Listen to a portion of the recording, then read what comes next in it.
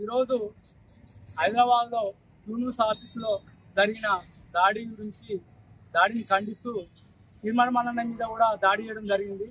జాగృతి అనే కల్వకుంట్ల కవిత గారి అనుచరులు ఈరోజు తీర్మాన మల్లన్న గారి ఆఫీస్ యూనిస్ పైన దాడి చేయడం జరిగింది. అలాగే ప్రజాప్రతినిధి ఎమ్మెల్సీ గారు వరంగల్, ఖమ్మం, నల్గొండ జిల్లా ఎమ్మెల్సీ అయిన తీర్మాన మల్లన్న మీద అతి ఘోరంగా దాడి చేయడం జరిగింది.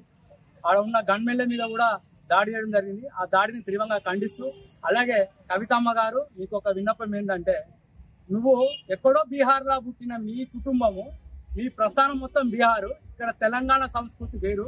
మీకు తెలంగాణ సంస్కృతి అంటే ఏంటో మీకు ఇంతవరకు తెలియదు.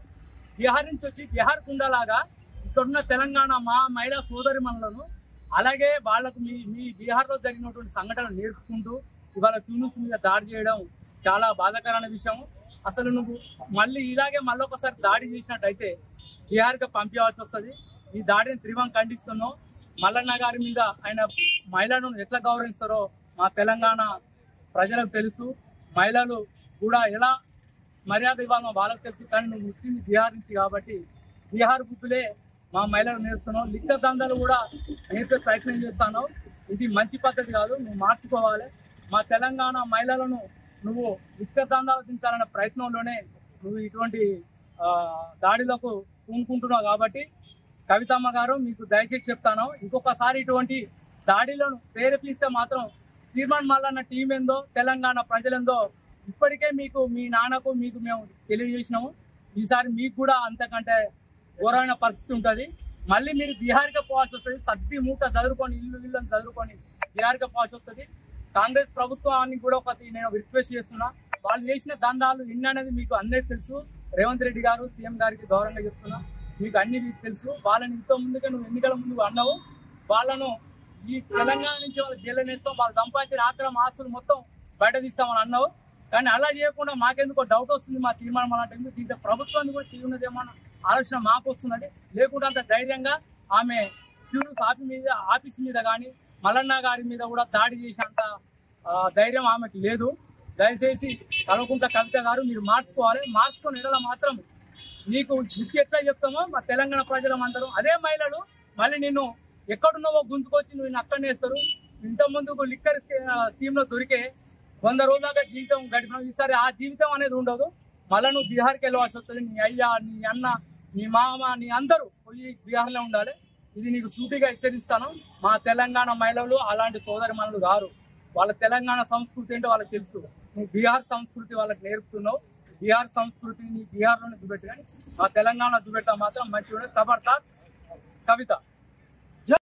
జై బీసీ, జై మల్లన్న, జై మల్లన్న.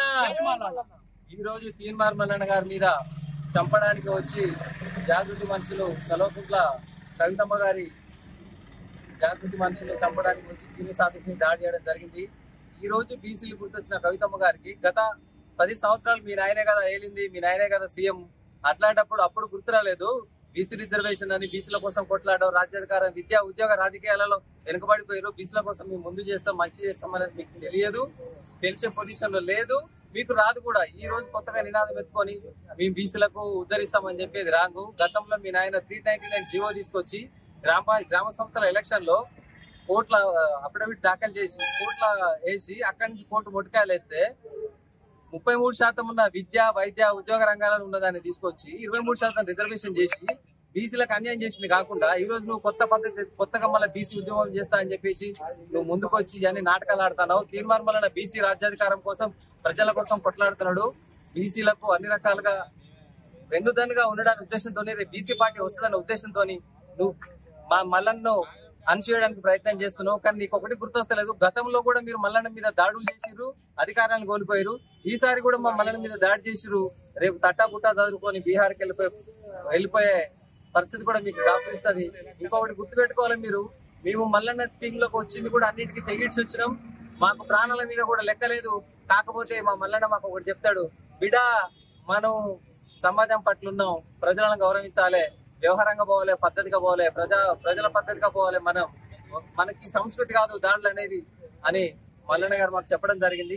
ఈ రోజు ఎవరైతే మీ అగ్ర కులపోలు జాగ్రత్త నుంచి వచ్చి 60-70 మంది వచ్చి ఎవరైతే యూనిస్ మీద దాడి చేసి మల్లన్న మీద దాడి చేసిరో, మేము ఒక్కొక్కరు ఒక సింహం లాగా ఒకరమే వస్తాం. మేము మాకు పెద్ద లెక్క కాదు, కానీ మాకు ఆ సంస్కృతి కాదు.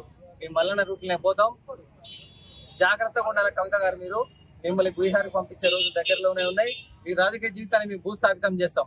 జై బీసీ, జై బీసీ.